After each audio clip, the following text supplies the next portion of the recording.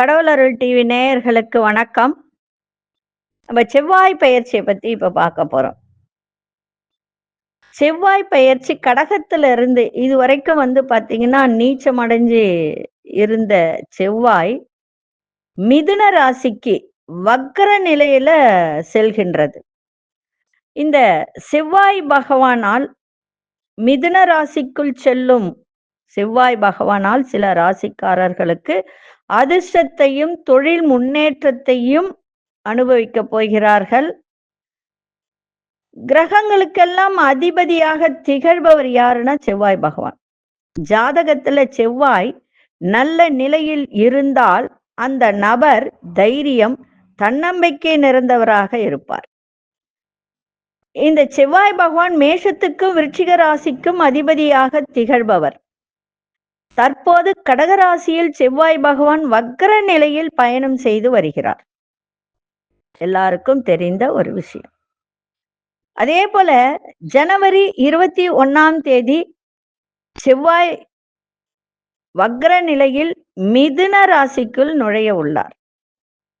அப்போ வக்ர நிலையில் இருக்கும் செவ்வாயின் தாக்கம் அனைத்து ராசிகளுக்கும் காணப்படும் இல்லையா?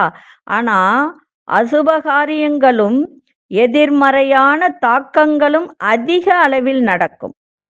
இருந்தாலும் சில ராசிக்காரர்களுக்கு அற்புதமான காலமாக இருக்கும். நல்லா புரிஞ்சுக்கணும். சில ராசிக்காரர்களுக்கு செவ்வாய் மிதுன ராசியில் செல்வதால் சில ராசிக்காரர்கள் தொழிலில் முன்னேற்றத்தையும் நல்ல பல பலன்களையும் அடைய போகிறார்கள்.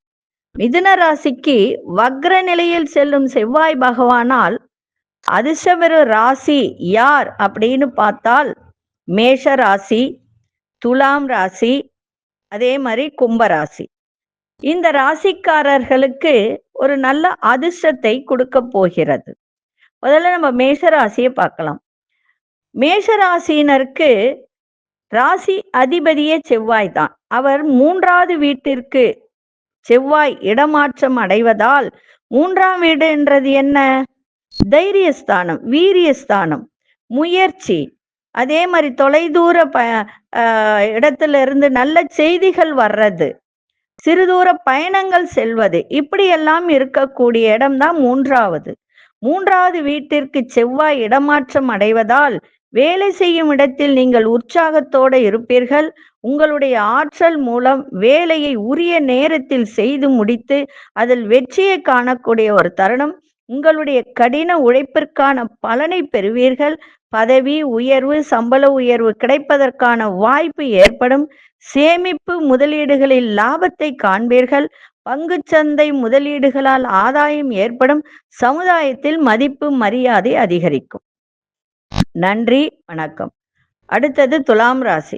துலாம் ராசி நேயர்களுக்கு பாத்தீங்கன்னா 7ஆம் இடத்து அதிபதி, அதே போல 2க்கு அதிபதி. அவர் எங்க இருக்காருன்னா 9வது வீட்டிற்கு செவ்வாய் பகவான் பாக்கியஸ்தானத்திற்கு செல்கிறார்.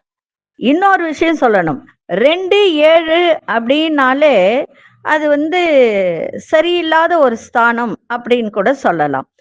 ஆனா இன்னொரு விஷயம் என்னன்னா, துலா ராசிக்கு 2ஆம் வீடு அப்படின்னு சொல்லும் போது இது தனஸ்தானத்தினுடைய ஒரு வீடு. நல்லா புரிஞ்சுக்கணும். இது தனாதிபதியான ஒரு இடம். இது 2ஆம் வீடு. அதே போல 7ஆம் வீடுன்றது களத்திரஸ்தானம். அது 9வது வீட்டிற்கு செவ்வாய் பகவான் செல்ல உள்ளதால் உங்களுக்கு அதிர்ஷ்டமான காலம், பாக்கியஸ்தானம் இல்லையா? அப்போ தொழில் வியாபாரத்தில் சிறப்பான முன்னேற்றம், எடுத்த காரியத்தில் வெற்றி, வேலை தொடர்பாக வெளியூர் பயணங்கள், ஏற்கனவே செய்து வைத்திருந்த முதலீடுகள் மூலமாக நிறைய லாபம், நிதி ஆதாயம், அலுவலகத்தில் வேலை பார்ப்பவர்கள் பதவி உயர்வு பெறுவதற்கான வாய்ப்பு, தொழில் ரீதியான சிறப்பான வளர்ச்சியை பெறக்கூடிய ஒரு தருணம். இந்த நேரத்துல உங்களுக்கு இதெல்லாம் நடக்கும். பயன்படுத்தி கொள்ளுங்கள். நன்றி, வணக்கம். அடுத்தது கும்பராசி. கும்பராசிக்கு பாத்தீங்கன்னா 3ஆம் இடத்து அதிபதியே செவ்வாய் பகவான் இல்லைங்களா? 3ஆம் இடம், அதுக்கப்புறம் பாத்தீங்கன்னா 9ஆம் இடம். அப்போ 5ஆம் வீட்டிற்கு செவ்வாய் செல்வதால் நெறைய பேர் லவ் பண்ணிட்டு அ அது கல்யாணத்துக்காக காத்திருந்தவர்கள், அதே மாதிரி காதல் சக்சஸ் ஆகறது, இந்த மாரி ஒரு தருணம். காதல் வாழ்க்கை மகிழ்ச்சிகரமாகவும் இருக்கும். அதே மாரி படிக்கிற மாணவர்கள் படிப்பில சிறந்து விளங்குவார்கள். திருமணம் ஆகாதவர்களுக்கு விரைவில் திருமணம் நடக்கும். உங்களுடைய அதாவது ஆண்களா இருந்தால் மனைவி, பெண்களா இருந்தால் கணவன். துணையை சீக்கிரமே சந்திப்பதற்கான வாய்ப்பு ஏற்படுகின்ற ஒரு தருணம். உங்களுடைய கடின உழைப்பாலும், ஆற்றலாலும் வேலையில் நல்ல வெற்றியை பெறக்கூடிய ஒரு வாய்ப்பு. பதவி உயர்வு, சம்பள உயர்வு, அதே மாரி குடும்பத்தில் நல்ல ஒரு சந்தோஷமான தருணங்களை இது ஏற்படுத்தி குடுக்கும். நன்றி, வணக்கம். முருகப்பெருமானை நல்லா வணங்குங்க.